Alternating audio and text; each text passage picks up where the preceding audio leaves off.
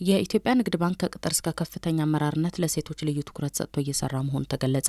የኢትዮጵያ ንግድ ባንክ ሰራተኞች ዓለም አቀፉን የሴቶች ቀን ማርች 8 አከበሩ። በበዓሉ የመክፈቻ ንግግር ያደረጉት የሰው ኃይል ምክትል ፕሬዚደንቷ ወይዘሮ ኢየሩሳሌም አማሃ እንደተናገሩት የኢትዮጵያ ንግድ ባንክ ከፖሊሲ አቀራረጹ ጀምሮ ለሴቶች ልዩ ትኩረት የሰጠ ተቋም ነው። በዚህም ከምስረታው ጀምሮ በርካቶችን ለተለያዩ ኃላፊነቶች ማብቃትና ተተኪዎችን ማፍራት ችሏል ብለዋል።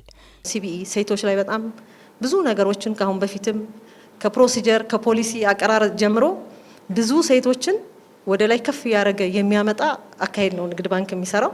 ታላላቅ ሰዎች አሻራቸውን አሳልፈው እያቀባበሉን የመጡ እኛ ደግሞ በሆነ ታሪክ አጋጣሚ በዚሁ ስናልፍ በህይወታችን እዚህ ተገኘን። ስለዚህ አደራ ነው የተሰጠን ማለት ነው።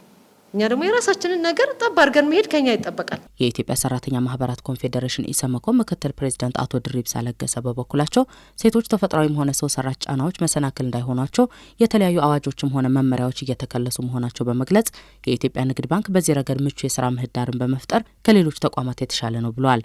በመሆኑም ይህ በተቋሙ ብቻ ተገድቦ እንዳይቀር ለሌሎችም ልምድ ማጋራት አስፈላጊ መሆኑን ገልጸዋል። የኢትዮጵያ ንግድ ባንክ ሰራተኛ ማህበር የሴቶች ዘርፍ ኃላፊዋ ወይዘሮ ቦንቱ ዱላም የኢትዮጵያ ንግድ ባንክ ለሴቶች ስራ እድልን በመፍጠር እንዲሁም በየደረጃው ወደ አመራርነት እንዲመጡ በማድረግ ኢኮኖሚያዊ ተጠቃሚነታቸው እያሳደገ ነው ብለዋል።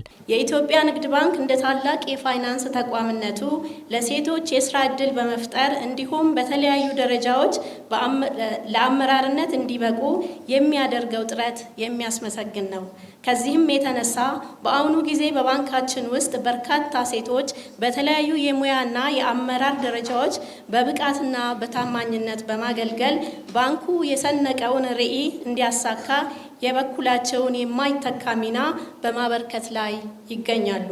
በመድረኩ አንጋፋው አጋጣሚ ውዳላት ገዳሙና የማህበራዊ ስራ ፈጠራ በጎ ፈቃደኛዋ ሀናን አህመድ የህይወት ልምዳቸውን አጋርተዋል። ዓለም አቀፉ የሴቶች ቀን በዓለም ለ115ኛ ጊዜ በሀገራችን ለ50ኛ ጊዜ እየተከበረ